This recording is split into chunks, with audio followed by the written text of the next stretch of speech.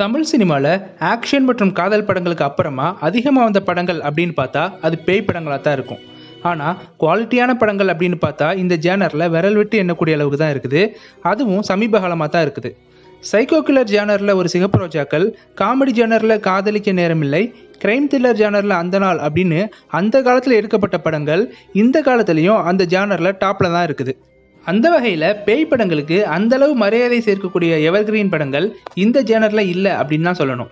80s and 90s horror படங்களாக கருதப்பட்ட 13ஆம் number வீடு, மைடியர் லிசா, வா அருகில் வா, ஜமீன் கோட்டை, ஜென்ம நட்சத்திரம், ராசாத்தி வரும் நாள், யார், பிள்ளை நிலா, உருவம் அப்படின்னு பேய் படங்களாக இருக்கட்டும், நாளைய மனிதன், அதிசய மனிதன் அப்படின்னு சோம்பி வகை படங்களாக இருக்கட்டும், எல்லாமே அந்த காலத்தில் மட்டுமே பேசக்கூடிய படங்களாக மட்டுமே இருக்குது. 90s கிட்ஸோடைய நாஸ்டாலஜியா மூமெண்ட்டை இந்த எவர்கிரீன் கான்செப்டோட குழப்பிக்கக்கூடாது அப்படிங்கிறது இங்கே முக்கியமாக குறிப்பிடப்பட வேண்டிய ஒரு விஷயம். இந்த படங்கள்லாம் இருக்கிற இன்னொரு ப்ராப்ளம் என்ன அப்படின்னு கேட்டால், இதில் பல படங்கள் நேரடி ஹாலிவுட் பாதிப்பில் உருவான படங்களாக தான் இருக்கும். இப்படிப்பட்ட படங்களை காதிக் அப்படின்ற வகையில் சேர்ப்பாங்க. பேய் படங்கள் அப்படின்னாலே அகோரமான உருவம், வெள்ளை ஆவி, வெள்ளை கலர் சேலை கட்டின பெண் அப்படின்னு ரொம்ப ரொம்ப டிப்பிக்கலான ஃபார்மேட் தான் பல படங்கள்ல இருக்கும். இந்த மாதிரியான விஷயங்கள் 2000க்கு அப்புறமா தான் கொஞ்சம் கொஞ்சமாக மாறிச்சு. 2004 வெளியான ஷாக் அப்படின்ற படம் தான் தமிழ் சினிமாவில் வந்த தரமான பேய் படங்களுக்கு ஒரு முன்னோடி அப்படின்னே சொல்லலாம். 2003 வெளிவந்த ராம்கோபால் வர்மாவுடைய பூட் அப்படின்ற ஹிந்தி படத்துடைய அஃபீஷியல் ரீமேக் தான் இந்த ஷாக். தொடர் கொலைகள் உட்பட பல டெம்ப்ளேட் பேய் கற்பனைகளை இந்த படத்தில் உடைச்சிருப்பாங்க. ஆனால் ஹாரர் மூட் செட் பண்ணணும் அப்படின்றதுக்காக இந்த படத்தில் பல நடிகர்களை ரொம்ப ஆர்டிஃபிஷியலாக நடிக்க வச்சுருப்பாங்க. அது இந்த படத்துக்கு திருஷ்டி மாதிரி அமைஞ்சிருக்கும். அதுக்கப்புறமா சிவி அது மாதிரியான வித்தியாசமான ஹாரர் கதைகள் வந்தாலும் திரைக்கதை நேர்த்தி இல்லாததால் இவையெல்லாம் ஒரு சாதாரண படங்களாகவே கடந்து போச்சு. இந்த நேரத்தில் 2005 வெளியான சந்திரமுகியும் 2007 வந்த முனியும் காமெடி ஹாரர் அப்படின்ற ஒரு ஜானரை அற்புதமாக தொடங்கி வச்சுச்சு. ஆனால் அதுக்கப்புறமா அந்த ஜானரில் நடந்த உச்சபட்ச கொடுமைகள் எல்லாமே நமக்கு தெரியும். அதை சொல்லி டைம் வேஸ்ட் பண்ண விரும்பலை. இருந்தாலும் இந்த ஜானரில் யாமிருக்க பயமே மாதிரியான ஒரு சில படங்கள் விதிவிலக்காக அமைஞ்சிச்சு. இந்த கொடுமையான காலகட்டத்துக்கு மத்தியில் 2009 ஹாரர் படங்களுடைய மரியாதையை காப்பாற்றுறதுக்காகவே 2 தரமான படங்கள் வந்துச்சு. அதுதான் டைரக்டர் அறிவழகனுடைய டெபியூட் மூவியான ஈரம், டைரக்டர் விக்ரம் குமாரோடைய யாவரும் நலம். பேயினாலே அது மனுஷங்களுக்குள்ளே தான் போய் பழிவாங்கும் அப்படின்ற அடிப்படையவே மாற்றி பேயுடைய மீடியமாக தண்ணியையும் டிவியையும் காமிச்சிருப்பாங்க இந்த படங்களில். அதுக்கப்புறமா மறுபடியும் காமெடி ஹாரர் அப்படின்ற ஜானர் பெருசாக தொடருச்சு. அடுத்ததாக தமிழ் சினிமாவில் நியூ வேவ் டைரக்டரில் முக்கியமான டைரக்டர் கார்த்திக் சுப்ராஜ் டைரக்ஷனில் 2012 பேய் படத்தில் சேராத ஒரு ஹாரர் படமாக வந்த படம் தான் பீட்சா. தமிழில் வந்த ஒரு தரமான புது முயற்சியாக இருந்துச்சு இந்த படம். அடுத்ததாக 2014 பேய் படத்துக்கு என்னெல்லாம் ரூல்ஸ் இருக்கோ அது எதையுமே நான் மதிக்க மாட்டேன், நான் எடுக்கிறது தான் படம், நான் காட்டுறது தான் பேய் அப்படின்னு வெறும் வித்தியாசமாக மட்டும் ட்ரை பண்ணாமல் பேய் ஏன் கொடூரமானது கிடையாது அப்படிங்கிறதுக்கு ஒரு நியாயத்தையும் சேர்த்து தன்னோட பாணியில் ஒரு அட்டகாசமான முயற்சியில் டைரக்டர் மிஷ்கின் எடுத்த படம் தான் பிசாஸ். 2009க்கு அப்புறமா மறுபடியும் 2015 அட்டகாசமான 2 ஹாரர் படங்கள் வெளிவந்துச்சு. அது டைரக்டர் அஸ்வின் சரவணன் இயக்கத்தில் வெளிவந்த மாயா, டைரக்டர் அஜய் ஞானமுத்து டைரக்ஷனில் வெளிவந்த டிமாண்டி காலனி. இந்த 2 படங்களுமே ஹாரர் சினிமாக்களில் மட்டும் இல்லாமல் தமிழ் சினிமாவிலேயே ஒரு பெரிய தாக்கத்தை ஏற்படுத்துச்சு. அதுலேயும் குறிப்பாக மாயா ஹாரர் படங்கள்லேயே one of the masterpiece அப்படின்னே சொல்லலாம். அடுத்த வருஷம் 2016 வெளிவந்த ஜீரோ அப்படின்ற படம் ஒரு அட்டகாசமான முற்றிலும் மாறுபட்ட தமிழ் சினிமாவுக்கே புதிதான ஒரு களத்தில் வெளியான ஒரு ஹாரர் படம். ஆனாலும் அது சொன்ன விதம் டிப்பிக்கலாக இருந்ததாலும் என்னமோ அது ஆடியன்ஸ் கிட்ட பெருசாக ரீச் ஆகலை. அடுத்ததாக தமிழ் சினிமாவில் வந்த ஹாரர் மூவிஸ்லேயே அதிகமான ஜம்ப் ஸ்கேரி, அதாவது திடுக்கிற வைக்கும் காட்சிகள் அதிகம் உள்ள படமாக 2017 வெளியான அவள் படம் அமைஞ்சது.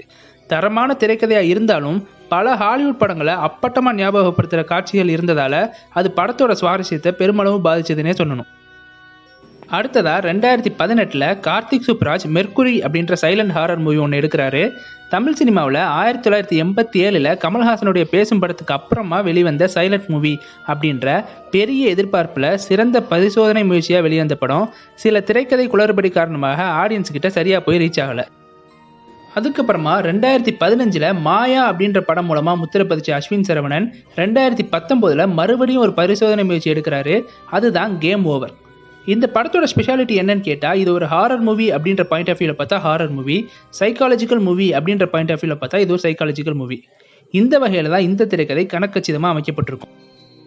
கடைசியாக 2021 செல்வராகவன் இயக்கத்தில் வெளிவந்த நெஞ்சம் மறப்பதில்லை ஒரு சிறந்த டார்க் ஹியூமர் ஹாரராக தரமாக வெளியே வந்திருந்தாலும் அதை நம்ம முழுமையாக ரசிக்கிறதுக்கு செல்வராகவன் அப்படின்ற டேக்கர் தூக்கி போட வேண்டியிருக்கு.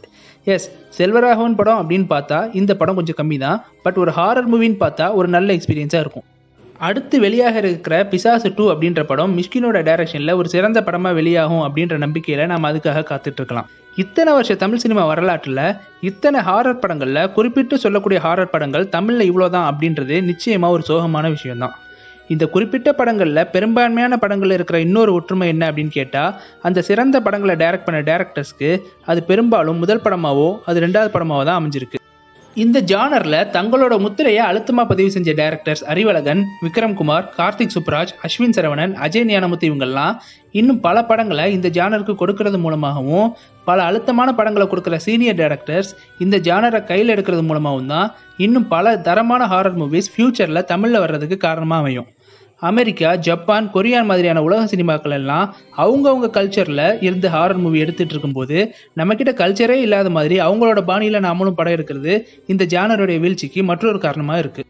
நம்ம ஊர்லேயே நீலி பேய், கொல்லிவாய் பிசாசு, முனி மாதிரியான பல பேய் கதைகள் நாட்டார் கதைகளாக வாய்மொழியாக உலாவிட்டு இருக்கு. அது வாய்மொழியாக மட்டுமே இருக்கிறதும் கதை பற்றாக்குறைக்கு காரணமாக இருக்குது. தமிழ் எழுத்தாளர்களும் இந்த வகையில் பஞ்சம் அப்படின்னு தான் சொல்லணும். அந்த வகையில் முக்கியமான ஒரு அமானுஷ்ய எழுத்தாளர் இந்திரா சௌந்தரராஜன் பல அமானுஷ்ய கதைகளை பாக்கெட் நாவல் உட்பட பல வழிகளில் நமக்கு கொடுத்துருக்காரு. இந்திரா சௌந்தரராஜனுடைய திறமைக்கு இன்னொரு உதாரணம் சொல்லணும்னா 90s எண்டில் சன் டிவியில் விடாது கருப்பு அப்படின்ற ஒரு சீரியல் டைரக்டர் நாகா அப்படின்றவரால் இயக்கப்பட்டு வெளிவந்துச்சு. அந்த சீரியலுடைய ஒரிஜினல் இந்திரா சௌந்தரராஜனுடைய விட்டு விடு கருப்பா அப்படின்ற நாவலை பேஸ் பண்ணி எடுக்கப்பட்டது தான். அது மட்டும் இல்லாமல் இந்த சீரியல் எல்லா எபிசோடுக்கும் திரைக்கதை எழுதியவரும் இந்திரா சௌந்தரராஜன் தான். இந்த சீரியல் ஒரு கோஸ்ட் ஜேனரில் வரல அப்படின்னாலும் ஒரு சிறந்த ஹாரர் சீரீஸாக பார்க்கும்போது இப்போ உள்ள எந்த உலகத்தரமான ஹாரர் வெப் சீரிஸுக்கும் சளைச்சது இல்லை அப்படிங்கிறது இந்த சீரீஸை பார்த்த எல்லாத்துக்குமே தெளிவாக புரியும். இப்போ கூட கவிதாலயா யூடியூப் சேனலில் இந்த சீரீஸ் நாம் பார்க்குறதுக்கு அவைலபிளாக இருக்குது. இந்த அளவுக்கு உலகத்தரமான சீரியல் எடுத்த டைரக்டர் நாகா சினிமாவில் அனந்தபுரத்து வீடு அப்படின்ற பெரிய தாக்கத்தை ஏற்படுத்தாத படத்தை கொடுத்தது நமக்கெல்லாம் ஒரு ஏமாற்றம் தான். இந்திரா சௌந்தரராஜனுடைய பல நாவல்களுக்கு கணக்கச்சிதமாக திரைக்கதை வடிவம் கொடுத்தாலே தமிழ் கல்ச்சர்லேயே பல தரமான ஹாரர் படங்கள் வெளியாகும். இந்திரா சௌந்தரராஜனுக்கு அப்புறமா புதுமை பித்தன், ஜெயமோகன் உட்பட சில இலக்கியவாதிகளும் அப்பப்போ சில ஹாரர் கதைகளை எழுதித்தான் இருக்காங்க. விக்கிரவாண்டி ரவிச்சந்திரன் அவர்களுக்கும் இந்த ஹாரர் எழுத்தாளர்கள் வரிசையில் ஒரு முக்கியமான இடம் உண்டு. இந்த மாதிரி எழுத்தாளர்களும் இயக்குநர்களும் சரியான கொலாபரேஷனில் இணையும் பட்சத்தில் உலக சினிமாக்களுக்கு குறைவில்லாத ஹாரர் மூவிஸை தமிழ் சினிமாவில் நம்மளால் கொடுக்க முடியும். விடாது கருப்பு அப்படின்ற சீரியலை இதற்கு உச்சபட்ச உதாரணமாக சொல்ல முடியும். விடாது கருப்பு சீரியல் ஏன் உலகத்தரமான சீரியல், அதில் அப்படி என்ன இருக்குது அப்படிங்கிறத விளக்கவே தாராளமாக தனியாக ஒரு வீடியோ போடலாம். ஃப்யூச்சரில் அதை பற்றியும் நான் ஒரு வீடியோ பண்ணுறேன் அப்படின்ற தகவலோட இந்த வீடியோவை நான் முடிக்கிறேன். பேய் கதைகள் மட்டுமல்ல, எந்த ஒரு கதைகளுமே இப்படித்தான் எழுதணும் அப்படின்னு சொல்லி எழுத ஆரம்பித்தா அது பலருக்கும் படைப்பு சுதந்திரத்துக்கு தடையாக இருக்கும் அப்படிங்கிற பரவலான கருத்து இருக்குது. அதில் ஓரளவுக்கு உண்மையும் இருக்குது. அதே நேரத்தில் ஏற்கனவே வெளியான சிறந்த படைப்புகளை தேர்ந்தெடுத்து அது ஏன் மற்ற படைப்புகளில் இருந்து சிறப்பாகவும் தனித்துவமாகவும் இருக்குது அப்படின்னு ஆராய்ச்சி லிஸ்ட் பண்ணால் நிச்சயமாக பல படைப்பாளிகளுக்கு உதவியாக இருக்கும். அப்படி தமிழில் வெளிவந்த சிறந்த பேய் படங்களில் உள்ள தனித்துவமும் சிறப்பும் என்னென்ன அப்படிங்கிறத பார்த்து உருவான பாயிண்ட்ஸ் தான் இந்த வீடியோ. இந்த வீடியோ பார்த்தா சாதாரண ஒரு ஹாரர் ஸ்டோரி எழுதலாமான்னு கேட்டால் என்கிட்ட பதில் இல்லை. ஆனால் ஹாரர் ஸ்டோரி எழுதணும் அப்படின்னு முடிவு பண்ணவங்களுக்கு நிச்சயமாக இந்த வீடியோ ஹெல்ப்ஃபுல்லாக இருக்கும். வாங்க அந்த பாயிண்ட்ஸ் என்னென்ன அப்படிங்கிறத பார்க்கலாம். ஒரு முழுமையான ஹாரர் படத்துக்கு முக்கிய தேவை என்னன்னு பார்த்தா, முதல் பாயிண்ட், ஃபுல் ஹாரர் மூடாக போயிட்டுருக்க படத்தில் ஹாரர் தன்மையே இல்லாத ஃப்ளாஷ்பேக் வைக்கக்கூடாது. முடிஞ்சால் ஃப்ளாஷ்பேக்கை தனியாக வைக்காமல் கதையோட போக்கிலே சொன்னால் இன்னும் அருமையாக இருக்கும். தமிழில் வெளிவந்த மிகச்சிறந்த ஹாரர் படமான மாயாவில் மாயாவுடைய முன்கதை அந்த படத்தில் வர திரைப்பட இயக்குனர் வழியாகவும் அதில் வர்ற கதையாசிரியர் வழியாகவும் சிறப்பான முறையில் ஹாரர் மூடை விட்டு விலகாத வகையில் அற்புதமாக சொல்லப்பட்டிருக்கும். அப்படி இல்லாமல் தனியாக ஃப்ளாஷ்பேக் வைக்க வேண்டிய கட்டாயம் ஏற்பட்டால் அந்த ஃப்ளாஷ்பேக் சாதாரணமாக தொடங்கி சாதாரணமாக போய் கிளைமேக்ஸில் பேய் உருவாகிற தருணத்தை மட்டும் கொடூரமாக காமிக்காமல் ஃப்ளாஷ்பேக் ஆரம்பத்திலேருந்தே ஒரு ஹாரர் எலமெண்ட் இருக்கிற மாதிரி பார்த்துக்கணும். அது பேயாக இருக்கணும்னு அவசியம் இல்லை. உதாரணத்துக்கு யாவரும் நலம் படம் நேரடியான முன்கதையை கொண்டிருந்தாலும் அந்த ஃப்ளாஷ்பேக்கில் அந்த மனநலம் பாதிக்கப்பட்ட கேரக்டர் ஒரு ஹாரர் தன்மை கொண்டதாக சித்தரிக்கப்பட்டிருக்கும். அந்த குடும்பத்துடைய கொடூர மரணத்திற்கு காரணமும் ஹாரர் தன்மை உடையதாகவே முதல்ல சொல்லப்பட்டிருக்கும். அடுத்த பாயிண்ட், படத்துடைய முக்கிய சம்பவம் வந்தால் தான் ஹாரர் தன்மையை கொடுக்கணும் அப்படின்னு வெயிட் பண்ணாமல் ஆரம்பத்திலேருந்தே அதோட ஃபீல் இருக்கணும். அது கொண்டாட்டமாக இருந்தாலும் சரி, எமோஷன் சீன்ஸ் அதிகமாக இருந்தாலும் சரி, அதில் ஹாரர் தன்மை கலந்தே இருக்கணும். யாவரும் நலம் திரைப்படத்தில் படத்துடைய முக்கிய ஊடக கதாபாத்திரமான டிவி பற்றின உண்மை தெரிகிறதுக்கு முன்னாடியே தொடர்ச்சியாக பால் திரிகிறது, செல்ஃபோனில் அகோரமாக எடுக்கப்படும் ஃபோட்டோ, லிஃப்ட் சம்பவங்கள், கண் தெரியாத மனிதரும் அவர் வச்சிருக்கிற நாய் அப்படின்னு ஏகப்பட்ட சம்பவங்கள் முதலே சொல்லப்பட்டிருக்கும். மாயா திரைப்படத்தில் மாயாவுடைய ஃப்ளாஷ்பேக் அறிமுகத்துக்கு முன்னரே, அதாவது ஓப்பனிங் சீன்லேயே வசந்தும் கமலும் சீட்டாடிக்கிட்டு இருக்கிற சீனை உதாரணமாக சொல்லலாம். அந்த சீனுடைய எண்டு ஒரு பிராங்க் பர்த்டே செலிப்ரேஷன் மூடாக இருந்தாலும் அந்த அதீத கொண்டாட்ட மனநிலை கூட ஒரு ஹாரர் தன்மை வாய்ந்த மைல்டான மியூசிக்கோடு தான் காட்டப்பட்டிருக்கும்.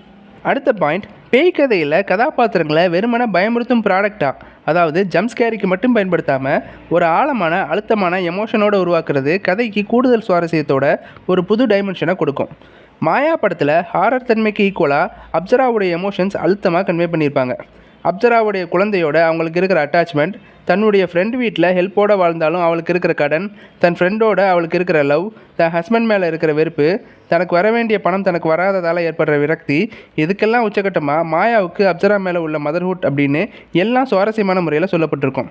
யாவரும் நலம் படத்தை எடுத்துக்கிட்டால் ஹாரர் தன்மைக்கு ஈக்குவலாக ஹீரோவுக்கு தன் அண்ணன் மேலே உள்ள மரியாதை, ஒய்ஃப் மேலே உள்ள காதல், அம்மா மேலே உள்ள அன்பு, தங்கச்சி மேலே உள்ள பாசம் அப்படின்னு குடும்ப பிணைப்பை காட்சிகள் வழியாகவும் வசனங்கள் வழியாகவும் அழகான முறையில் காட்சிப்படுத்தியிருப்பாங்க. மாயா படத்தில் மதர்ஹுட்டும் யாவரும் நலமில் ஃபேமிலி பாண்டிங்கும் தான் அழுத்தமான எமோஷனலாக ப்ளே பண்ணியிருக்கோம். அடுத்த பாயிண்ட், கச்சிதமான ஃபேண்டசி எலமெண்ட்ஸ் கதையுடைய தரத்தை அடுத்த அளவுக்கு எடுத்துகிட்டு போகும். இங்கே கச்சிதமான அப்படின்னு சொல்கிறதுக்கு ரீசன், ஃபேண்டசி அளவில்லாமல் போயிடுச்சுன்னா அதில் உள்ள ஹாரர் தன்மை குறைஞ்சு ஃபேண்டசி டாமினன்ட் அதிகமாக வாய்ப்பு இருக்குது. மாயா படத்தில் அந்த தேட்டர் மூமெண்ட்டில் கதைக்குள்ளே ஒரு கதாபாத்திரமாக அப்சரா பயணிக்கிற விதமும் அதனால் ஏற்படுற விளைவுகளும் தான் திரைக்கதையுடைய ஆழத்தை சுவாரஸ்யமான முறையில் சொல்லியிருக்கும். அதன் மூலமாக தனக்கு கிடைக்கிற ஹஸ்பண்டுடைய அரவணைப்பும் அம்மாவுடைய அன்பும் அந்த ஃபேண்டசி எலமெண்ட்ஸை ஆடியன்ஸுக்கு யதார்த்த வாழ்க்கையோட உறுத்தல் இல்லாமல் கொண்டு போயிருக்கும். யாவரும் நலம் படத்தில் ஆரம்பத்துலேருந்தே வர்ற ப்ரெடிக்ஷன் டிவி சீரியல் மூலம் தன் குடும்பத்துக்கு வர்ற ஆபத்தை ஹீரோ கண்டறிஞ்சு தன் குடும்பத்தை காப்பாற்றுற அந்த சீன்ஸ், கிளைமேக்ஸில் சீரியல் கதாபாத்திரங்கள் நிஜ லைஃப்பில் வர மாதிரியான சீன்ஸ் எல்லாமே கச்சிதமான எழுதப்பட்ட முக்கியமான ஃபேண்டசி எலமெண்ட்ஸ் தான். அடுத்த பாயிண்ட், கடவுள் சம்மந்தப்பட்ட விஷயங்களை முடிஞ்ச அளவுக்கு ஹாரர் படங்களில் அவாய்ட் பண்ணுறது நல்லது. இந்த பாயிண்ட் எதுக்குன்னா, காட் எலமெண்ட்ஸ் எல்லாமே ஹாரர் தன்மையை பெருமளவு குறைச்சிரும். ஏன்னா கடவுள் எலமெண்ட்ஸ் பார்க்குற ஆடியன்ஸுக்கு ஒரு அமைதியை தரும் திறன் கொண்டவை. அதை பார்த்த உடனே ஆடியன்ஸுக்கு ஒரு நிம்மதி வந்துடும். அதுக்கப்புறம் ஹாரர் தன்மை கொஞ்சம் கொஞ்சமாக வடிய ஆரம்பிச்சிடும். யாவரும் நலம் படத்துலையும் மாயா படத்துலையும் கடவுள் பற்றின ரெஃபரன்ஸ் இருந்தாலும் திரைக்கதை முரண்களுக்கான சொல்யூஷன் அந்த கடவுள் எலமெண்ட்ஸ் மூலமாக கிடச்சிருக்காது அப்படிங்கிறத இந்த இடத்துல நம்ம உணரலாம். அடுத்த பாயிண்ட், சினிமாங்கிறதே ஒரு விஷுவல் மீடியம் தான். பேசாதே காட்டு அப்படிங்கிறது தான் அதன் அடிப்படையே. ஆனாலும் பல சக்ஸஸ்ஃபுல் டயலாக் ஓரியன்ட் படம் இங்கே வந்துக்கிட்டே தான் இருக்குது. ஆனால் ஹாரர் ஜானரை பொறுத்த வரைக்கும் டயலாக் ஓரியன்ட் அப்படிங்கிறதே சுத்தமாக ஒர்க் அவுட் ஆகாத கான்செப்ட். இதோட சப்டிவிஷனாக காமெடியையும் சொல்லலாம். ஹாரர் காமெடி அப்படின்னு தமிழில் ஒரு சக்ஸஸ்ஃபுல் ஜானர் இருக்குன்னாலும் பியூர் ஹாரர் ஜானரில் இது சுத்தமாக செட் ஆகாத கான்செப்ட். உதாரணமாக மாயா படத்தில் வர கமல் அப்படின்ற கேரக்டர் சில இடங்களில் நம்மளை சிரிக்க வச்சாலும் அது கதையோட ஓட்டத்தை கொஞ்சமும் பாதிக்காது. அது மட்டும் இல்லாமல் சோகம், ஹாரர் அப்படின்னு போயிட்டு இருக்கிற கதையில் ஒரு சின்ன ரிலாக்ஸிங் ஃபேக்டராக தான் அது அமைஞ்சிருக்கும். அதே மாதிரி யாவரும் நலம் படத்துலையும் ஹீரோவுடைய ஃப்ரெண்டாக வர போலீஸ் கதாபாத்திரமும் இதே வகையை சேர்ந்தது தான். ஸோ காமெடி, ஓவர் டைலாக் அப்படிங்கிறது பெருமளவுக்கு ஹாரர் படங்களில் அவாய்ட் பண்ணணும். அடுத்த பாயிண்ட், ஜம்ப்ஸ்கேரி. நம்மளோட மூணாவது பாயிண்ட்லேயே ஹாரர் ஸ்டோரியில் ஜம்ப்ஸ்கேரிக்கு மட்டுமே முக்கியத்துவம் கொடுக்கக்கூடாது அப்படின்னு சொல்லியிருப்போம். ஆனால் ஜம்ப்ஸ்கேரியை தேவையான அளவு அங்கங்கே கனக்கச்சிதமாக பயன்படுத்துறது மூலமாக திரைக்கதையை என்கேஜிங்காக கொண்டு போக முடியும். சுருக்கமாக சொல்லணும்னா ஜம்ப்ஸ்கேரி மட்டுமே கதை கிடையாது, ஆனால் அது ஹாரர் படங்களுக்கு ரொம்பவும் முக்கியமான ஒரு டூல். மாயாவும் யாவரும் நலமும் இந்த டூலை ரொம்பவும் கச்சிதமாக பயன்படுத்திய திரைப்படங்கள் தான். அடுத்த பாயிண்ட், அவாய்டு கிரிஞ்சு ஸ்டோரி. தமிழில் பியூர் ஹாரர் ஜானர் பெருமளவு இல்லைனாலும் வந்த படங்களில் அதிகமாக இருக்கிற கிளீஷே காட்சிகளை பெருமளவு அவாய்ட் பண்ணுறது நல்லது. உதாரணத்துக்கு ஒரு கேரக்டர் நைட்டு தூங்கிட்டு இருக்கும்போது கதவு தட்டப்படுறதையும் எழுந்து போய் பார்த்தா யாரும் இல்லாமல் இருக்கிற மாதிரியான சீன்கள், படத்தில் வர கதாபாத்திரம் ஒரு பக்கம் பார்த்துட்டு இருக்கும்போது வேறொரு பக்கம் ஒரு உருவம் கிராஸ் பண்ணுறது மாதிரியான சீன்கள், அதே மாதிரி கதாபாத்திரம் முன்னாடி பார்த்துட்டு இருக்கும்போது பின்னாடி உருவம் தொட போகிற மாதிரியும் திரும்பி பார்க்கும்போது யாரும் இல்லாத மாதிரியான சீன்கள், திடீர்னு ஒரு ஹாரர் சம்பவம் நடக்கும்போது கனவுலேருந்து எழுந்திருக்க மாதிரியான சீன்களை அவாய்ட் பண்ணுறது ரொம்பவும் நல்லது. அடுத்த பாயிண்ட், முடிஞ்ச அளவுக்கு பேயை காட்டாமல் அவாய்ட் பண்ணுறது முக்கியம். பேய் படத்துக்கு முக்கியமே பேய் தான் அப்படின்னு நமக்கு தோணும். ஆனால் பேய் படத்துக்கு முக்கிய தேவை ஹாரர் தன்மைன்னு சொல்லப்படுற பேயுடைய இருப்பு தான். மாயா யாவரும் நலம் படத்தில் பேய் இருக்கிற சீன்ஸை யோசிச்சா அது ரொம்பவும் குறைவான அளவே தான் இருக்கும் அப்படின்றத நம்மளால் கவனிக்க முடியும். பேய் அடிக்கடி காமிச்சா அதை பற்றின சுவாரஸ்யம் பெருமளவு குறைகிறதோட ஹாரர் தன்மையும் குறையும் வாய்ப்புகள் அதிகம். அடுத்த பாயிண்ட், ஃபீல்டு ஒர்க், அதாவது களத்தில் இறங்குறது மற்றும் படிக்கிறது. ஹாரர் கதைகளை பொறுத்த வரைக்கும் உலக பேய் கதைகள் அத்தனையுமே நெட்லேயும் சோஷியல் மீடியாவிலையும் அளவுக்கு அதிகமாக கொட்டி கிடக்குது. உலக சினிமாக்களை காட்டிலும் இந்த மாதிரியான நேட்டிவிட்டி கதைகள் நமக்கு பெருமளவு எழுத ஹெல்ப் பண்ணும். இதை நம்ம நம்பணும்னு அவசியம் இல்லை, மூட நம்பிக்கை அப்படின்னு ஒதுக்கவும் தேவையில்லை. நமக்கு தேவை கதைகள் தான். கதைகளின் தேடலுக்கும் நம்மளுடைய நம்பிக்கைக்கும் சம்மந்தம் கிடையாது. எப்படி ஒரு அறிவியல் சிறுகதை எழுதுறதுக்கு நம்ம ஒரு அறிவியல் அறிஞராக இருக்கிறது முக்கியம் இல்லையோ, அதே போல் பேய் கதைகள் எழுதுறதுக்கு மூட நம்பிக்கையோ பேய் நம்பிக்கையோ இருக்கணும்னு அவசியம் இல்லை. நமக்கு தேவை கதைகள் தான். அதனால் பெரும்பாலான கிராமங்களில் நிலவர பேய் கதைகளை அந்த ஊர் மக்கள்கிட்ட கேட்குறது, அதோட ஆர்ஜினை ஆராயிறது, அதை ஆராய்ஞ்சு எழுதின எழுத்தாளர்களோட புத்தகங்களை படிக்கிறது அப்படின்னு தொடர்ச்சியாக செயல்பட்டால் நம்மளாலேயும் உலகத்தரமான பேய் கதைகள் உருவாக்க முடியும். எல்லா பேய் கதைகளையும் பகுத்தறிவோடு சிந்திச்சா அதுக்கு பின்னாடி பல வணிக நோக்கங்களும் அதிகார நோக்கங்களும் இருந்தாலும் சில நல்ல நோக்கங்களும் உளவியல் தன்மை உள்ள பேய் கதைகளும் கண்டிப்பாக இருக்கும். அந்த நோக்கத்தை நம்மளால் முழுசாக புரிஞ்சிக்க முடிஞ்சால் நம்மளால் சமுதாய அக்கறை உள்ள பேய் கதைகளையும் உருவாக்க முடியும். ஏற்கனவே நம்ம சேனலில் தமிழில் ஹாரர் படங்கள் பற்றின ஒரு அனலைசிஸ் வீடியோ ஒன்று போட்டிருக்கோம். அந்த வீடியோவையும் பார்த்தா ஒரு முழுமையான கிளாரிட்டி உங்களுக்கு கண்டிப்பாக கிடைக்கும். மறக்காமல் செக் பண்ணுங்கள். கடைசி பாயிண்ட், ஹாரர் அப்படின்ற தன்மைக்கு கம்ப்ளீட்டாக நேரெதிரான கதாபாத்திரங்களுக்கு ஹாரர் தன்மை கொடுப்பதன் மூலமாக ஒரு முரண்பாடான ஹாரர் கதாபாத்திரத்தை சுவாரஸ்யமான முறையில் உருவாக்க முடியும். உதாரணமாக ஐடி படத்தில் குழந்தைகளின் உலகத்தில் மகிழ்ச்சியை ஏற்படுத்துறதில் தவிர்க்க முடியாத கதாபாத்திரமான குளோனுக்கு ஹாரர் தன்மை கொடுக்கப்பட்டிருக்கும். நன் படத்தில் புனிதமான கிறிஸ்தவ கன்னியாஸ்திரி கதாபாத்திரத்துக்கு ஹாரர் தன்மை கொடுக்கப்பட்டிருக்கும். தமிழ் சினிமாவில் இவ்வளோ கான்ட்ராஸ்டான எக்ஸாம்பிள் இல்லைனாலும் ஜீரோ அப்படின்ற படத்தில் ஹீரோயினை தவறான வழியில் கைடன்ஸ் பண்ணுற எலமெண்ட்டாக தாய்மை அப்படின்ற உணர்வு கையாளப்பட்டிருக்கும். ஸோ இதெல்லாம் தான் ஹாரர் படங்களுக்கு தேவையான எலமெண்ட்ஸ் அப்படின்னு நான் நினைக்கிற பாயிண்ட்ஸ். இதில் உங்களுக்கு முரண்பாடோ கருத்துக்களோ எதிர்ப்புகளோ இருந்தால் தாராளமாக கமெண்ட் செக்ஷனில் சொல்லலாம். உங்களுக்கு மிஸ்ட்ரி த்ரில்லர் சீரிஸ் ரொம்ப பிடிக்குமா? நீங்கள் சைக்காலஜிக்கல் ட்ராமா விரும்பியா? ட்ரெஷர் ஹண்ட் அப்படின்னு சொல்லப்படுற புதையல் வேட்டை ஜானர் படங்கள் ரசிகரா? சூப்பர் ஹீரோ படங்கள் விரும்பி பார்க்குறவரா? எல்லாத்துக்கும் மேலே கடவுள் நம்பிக்கை அல்லது சயின்ஸ் ஃபிக்ஷன் உள்ள படங்கள் விருப்பம் உள்ளவரா? இப்படி ஒன்றுக்கொன்று சம்மந்தமே இல்லாத ஹாலிவுட் அல்டிமேட் ஜானர் எல்லாத்தையும் நம்ம ஊர் நேட்டிவிட்டியில் அட்டகாசமான முறையில் உள்ளடக்கிய ஒரு சீரிஸ் தான் விடாது கருப்பு. ஒவ்வொரு ஜானரையும் தனித்தனியாக பார்த்தா நல்லாயிருக்கும், ஆனால் மொத்தமாக பார்த்தா ஓவர் டோஸாக இருக்குமே அப்படின்னு நீங்கள் நினச்சா அதில் தான் இயக்குனர் நாகா அவர்கள் எக்ஸ்பர்ட்டு. பொதுவாக நம்மளோட நேட்டிவிட்டியை கொண்டாடுறதுக்காகவே அடுத்தவங்களை மட்டம் தட்டுற அல்லது குறைச்சி மதிப்பெற்ற பழக்கம் நம்மக்கிட்ட இருக்கும். ஆனால் உண்மையிலேயே இந்த சீரீஸ் இப்போ வர்ற எந்த ஓடிடி தளத்தில் வெளியாகிற பெஸ்ட்டு சீரீஸுக்கும் குறைஞ்சது கிடையாது. இந்த வார்த்தை வெறுமன நேட்டிவிட்டியை பாராட்டுற விஷயம் கிடையாது அப்படிங்கிறது இந்த சீரீஸ் பார்த்த பெரும்பாலானோருக்கு நல்லாவே தெரியும். மறைந்த எழுத்தாளர் இந்திரா சௌந்தரராஜன் அவர்களுடைய விட்டு விடு கருப்பா அப்படின்ற நாவல் அடிப்படையாக வச்சு எடுக்கப்பட்டது தான் இந்த விடாது கருப்பு. இந்த சீரீஸுடைய தலைப்பே இந்த படைப்பு மூலப்படைப்பிலிருந்து மாறுபட்டது அப்படின்றத சொல்கிற வகையில் தான் அமைஞ்சிருக்கும். இந்திரா சௌந்தரராஜன் அவர்கள் பல மாஸ்டர் பீஸ் ஸ்பிரிச்சுவல் த்ரில்லர் படைப்புகளை கொடுத்திருந்தாலும் விட்டு விடு கருப்பா அவருடைய பெஸ்ட்டு அப்படின்னு சொல்ல முடியாது. ஆனால் அது அடிப்படையாக வச்சு எடுக்கப்பட்ட விடாது கருப்பு சின்னத்திரை தொடர்கள்லேயே ஒரு மாஸ்டர் பீஸ் அப்படின்றத உறுதியாக சொல்ல முடியும். இந்த சீரியலில் கதை, திரைக்கதை, வசனம் அப்படின்னு முழு எழுத்து பொறுப்பும் இந்திரா சௌந்தரராஜன் அவர்களுக்கு கொடுக்கப்பட்டிருந்தாலும் இதில் இயக்குனர் நாகா அவர்களுடைய பங்களிப்பு நிறையா இருக்கும் அப்படின்னு தான் எனக்கு தோணுது. ஏன்னா இந்திரா சௌந்தரராஜன் அவர்களுடைய நாவல்களில் ஸ்பிரிச்சுவலுக்கு ஈக்குவலாக சயின்ஸ் விஷயங்கள் பேசப்பட்டிருந்தாலும் அதில் கடைசியாக ஒரு ஆன்மீக டச் ஓங்கி இருக்கிறது அவரது படைப்புகளை படித்தவங்களுக்கு நல்லாவே தெரியும். ஆனால் விடாது கருப்பு சீரியலில் ஆன்மீகம் வெர்சஸ் சயின்ஸ் கான்செப்ட் ஈக்குவலாக பேசப்பட்டிருக்கும். அது எங்கேயும் எந்த நம்பிக்கையாளருக்கும் ஒருத்தலாக இருக்காது. உதாரணமாக ஹாலிவுட்டில் வெளியான தி எக்ஸாசிசம் ஆஃப் எமிலி ரோஸ் படத்தில் அறிவியல் ஆன்மீக மோதல்கள் இருந்தாலும் இறுதியாக அந்த படைப்பு கொடுக்குற ஒட்டுமொத்த எமோஷன் ஸ்பிரிச்சுவலாக தான் இருக்கும். ஆனால் விடாது கருப்பில் ஒரே விஷயம் இரண்டு நம்பிக்கைகள்ன்ற வகையில் எழுதப்பட்ட திரைக்கதை நிச்சயம் ஒரு மாஸ்டர் பீஸ் தான். ஒரு சிறந்த படைப்புக்கு உதாரணம் அப்படின்னு பார்த்தா அந்த படைப்பு ஒவ்வொரு முறை பார்க்கும்போதும் ஒரு புது எக்ஸ்பீரியன்ஸை தரணும். அந்த வகையில் விடாது கருப்பு சீரியலில் கதையோட ஆதாரமான கருப்பு யார் அப்படின்ற கேள்விக்கு கடைசி எபிசோடுக்கிட்ட தான் பதில் தெரியும். அந்த டைமில் அது யாராலையும் யூகிக்க முடியாத வகையில் தான் இருக்கும். ஆனால் இப்போ இருக்கிற ஜென்ரேஷனில் இந்த கான்செப்டில் நிறையா படங்கள் பார்க்குறதால அந்த கிளைமேக்ஸ் ட்விஸ்ட்டை நம்மளால் மேக்ஸிமம் 10 எபிசோடுக்குள்ளேயே ஈஸியாக ப்ரெடிக்ட் பண்ண முடியும். ஆனாலும் எபிசோட்ஸ் பார்க்குறவங்கள கடைசி எபிசோட் வரைக்கும் பார்க்குற வைக்கிற வகையிலான திரைக்கதை தான் இந்த சீரியலுடைய சிறப்பம்சம்.